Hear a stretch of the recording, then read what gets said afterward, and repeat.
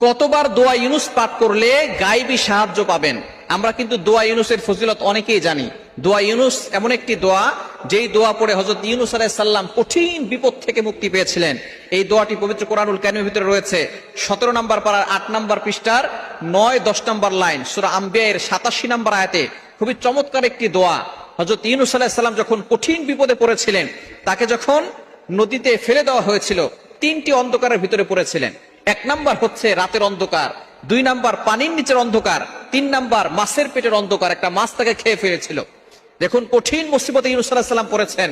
মাছ যখন তাকে নিয়ে সাগরের তলদেশে চলে গেছে, এখন দেখে এই সাগরের তলদেশে কেউ তাকে বাঁচাতে পারবে না একমাত্র আল্লাহ ছাড়া। হযরত ইউনুস আলাইহিস সালাম কঠিন বিপদে পড়ে গেলেন, তিনটি অন্ধকারের ভিতরে পড়লেন, আর মনে মনে চিন্তা করলেন, এই বিপদ থেকে আমার মা বাবা আমাকে রক্ষা করতে পারবে না, আমার ভাই, আমার আত্মীয় স্বজন, আমার গোত্রের লোকেরা আমাকে রক্ষা করতে পারবে না। যদি রক্ষা করতে পারেন, একজন পারবেন, তিনি হলেন আমার আল্লাহ। তখনই তিনি আল্লাহর কাছে একটা দোয়া করলেন।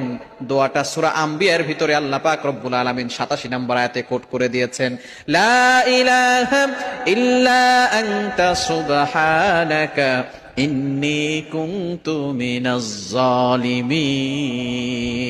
ইউনূস আলাইহিস